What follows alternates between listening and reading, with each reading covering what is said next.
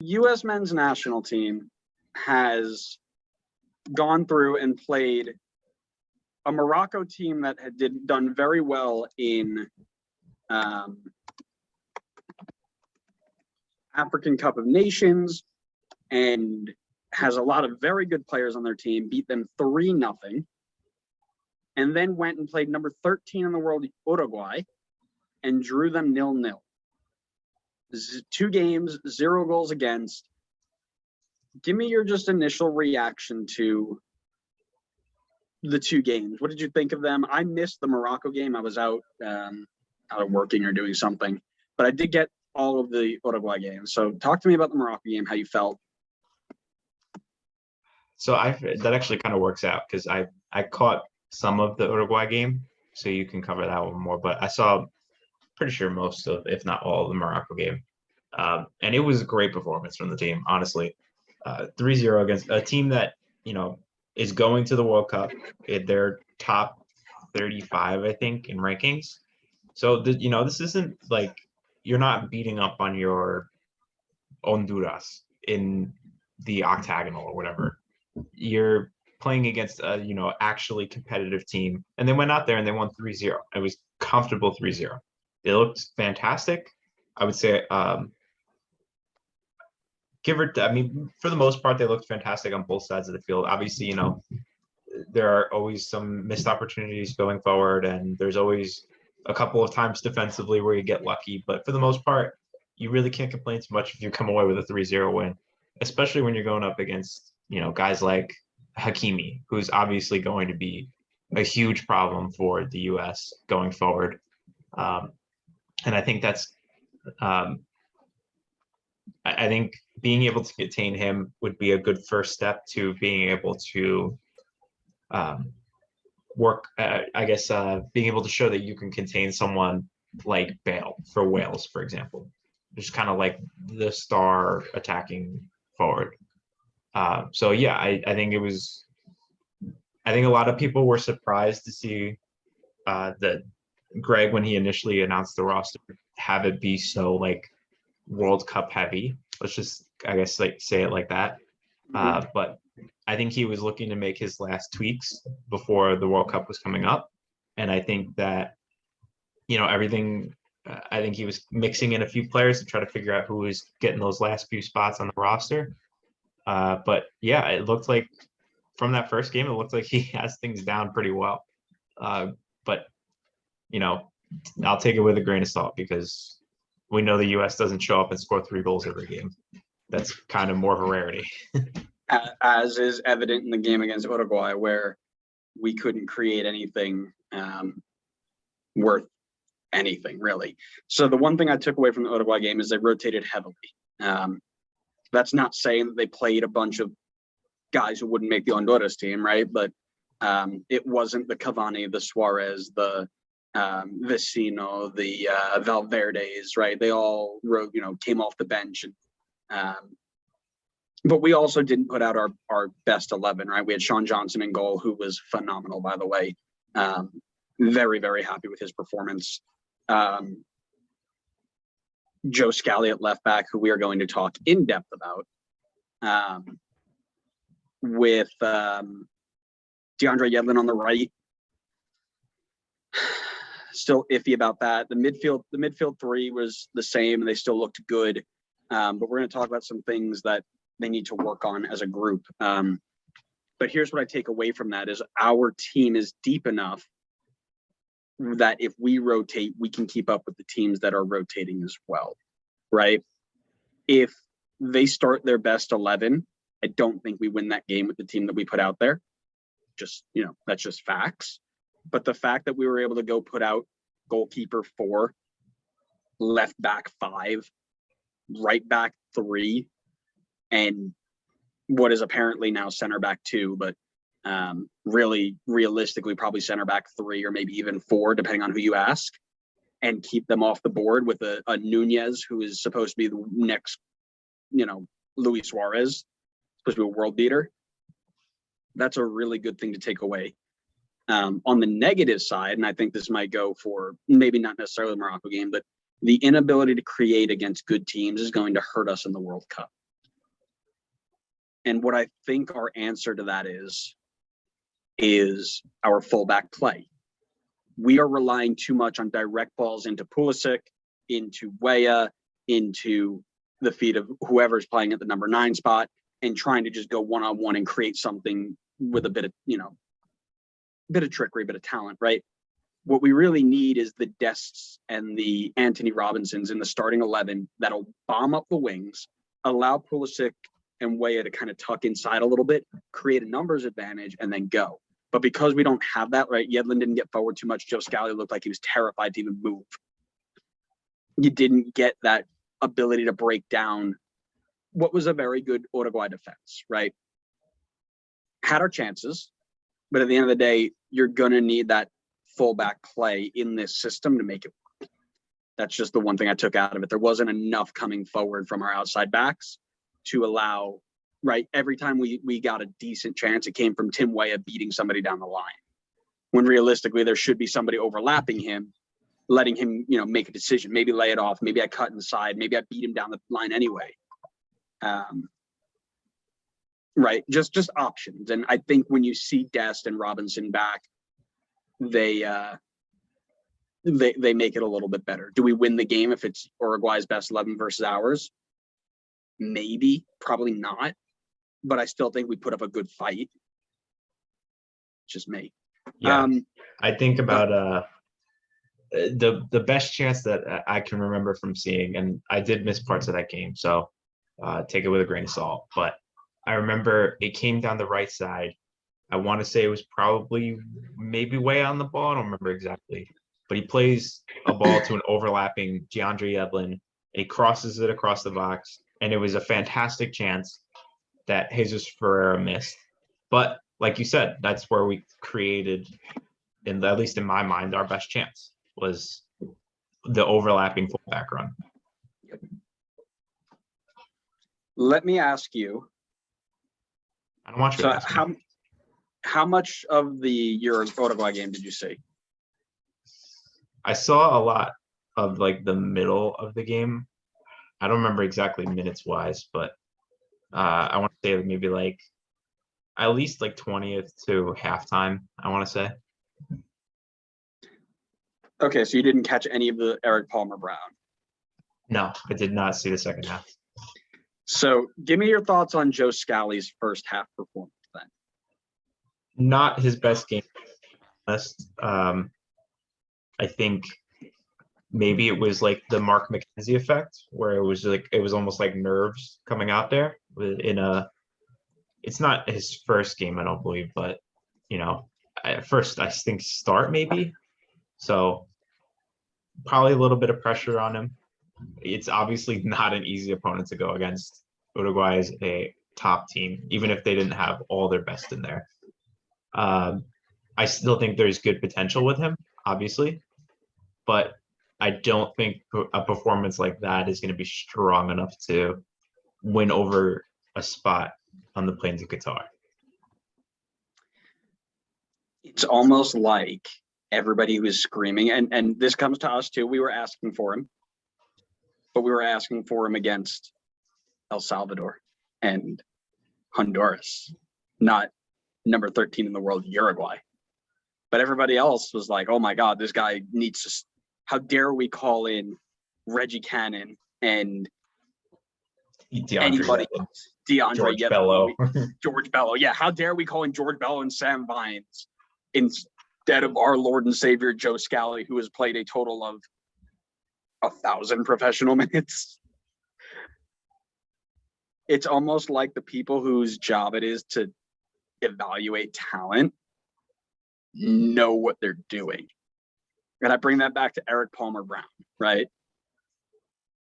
So my friends listening who are on the Aaron Long out train, you're telling me that you'd rather see Eric Palmer Brown, as we've mentioned, a subpar defender on a team that nearly got relegated in the French league, who got absolutely put in spin cycles in 45 minutes.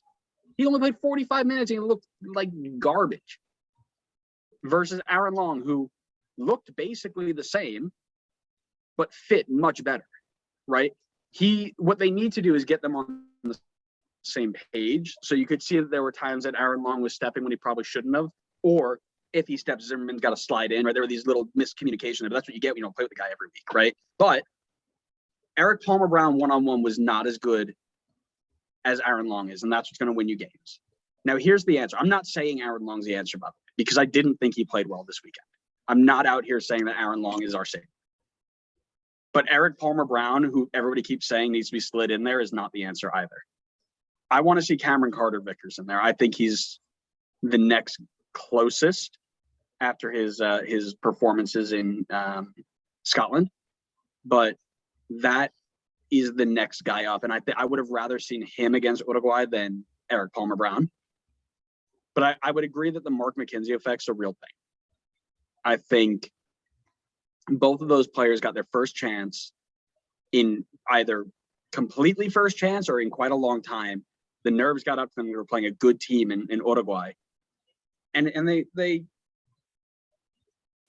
dropped the ball a little bit, and that's okay, right? That's what friendlies are for. Get it out of your system, whatever. But for the love of God, I'm so sick and tired of listening to people on Twitter who think they know what they're doing, slander Aaron Long, and then just immediately say this guy would be better, when we all know damn well he would. Joe Scally, not ready yet. Eric Palmer Brown, not ready yet. Nations League, sure, let him go up against Granada. If he can't play against Granada, he's never playing anyway. But when it comes to a spot in the World Cup, we're going to be playing teams like Uruguay in the round of 16, the round of 8, if we make it that far. You can't, just because you play in Europe doesn't mean you're good enough. It just doesn't work that way. Yeah,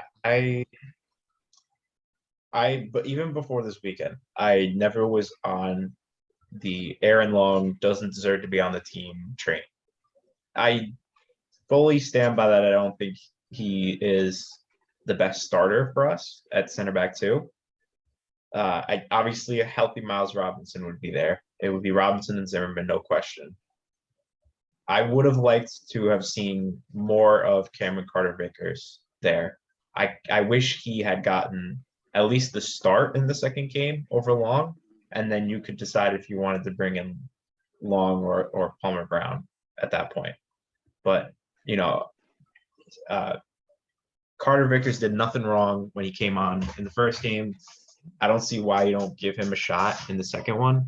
Plus, Aaron Long got the full 90 in the first friendly. So I feel like it would have been fair to have rotated them. But I think Greg starting Long in the second game as well, that's your indication right there that Long's your center back too. Yeah, absolutely. And he, like you said, I don't think Long was anything spectacular this weekend, but he really did nothing wrong. And that was all he needed to do to lock up center back too. So I don't know what Miles Robinson's situation is. Is he like officially out for the World Cup? Oh, no shot he makes it back by that point. No way. All right. So then I think these last two friendlies pretty much just locked up that Zimmerman and Long are going to be your starting center backs. Do I agree with that? No. I know we could have this debate, but I still don't really understand why John Brooks is just not in the picture at all. I don't think it's a smart move to not bring him to Qatar, but at this point, I don't think you can. You haven't involved him in the process, and I don't even know how long at this point. So I think Long's going to be your starter. I'm not huge on it. I hope he brings Cameron Carter-Vickers to play, to at least be another center back option. And yeah, and then I guess we can see who else gets brought on. But I wish John Brooks was there, not necessarily because I think he's the best of the center backs, but how many guys, when you look at the crop of players that are kind of in and around the mix right now, how many of them have World Cup experience for us? It is super small.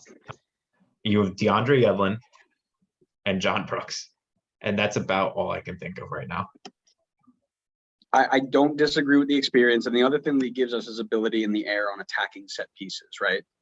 We know that he's good getting up and putting the ball away. But he was poor at Wolfsburg. He doesn't fit. He doesn't know how to play with anybody in the system. He's been gone for so long. We made this comment before. There are 5 months, 4.5 months until we go on a plane to Qatar. That's not enough time to just start trying new people. That's just the way it is. I don't think he even gets a consideration unless everybody else is either the worst player for their team over the next 4 months, or they all get hurt. I think he's out. Whether that's right, wrong, or indifferent, that's just the way it's going to be. If he had a fantastic Wolfsburg season and he still got left out, it's a different conversation. But it's the same reason why Eric Palmer-Brown probably shouldn't be immediately in the conversation, because he was bang average for a team that finished. They finished 12th, Wolfsburg. So yeah, they finished 12th. Troyes finished 6 points above relegation. In arguably probably a worse league. A worse league, right?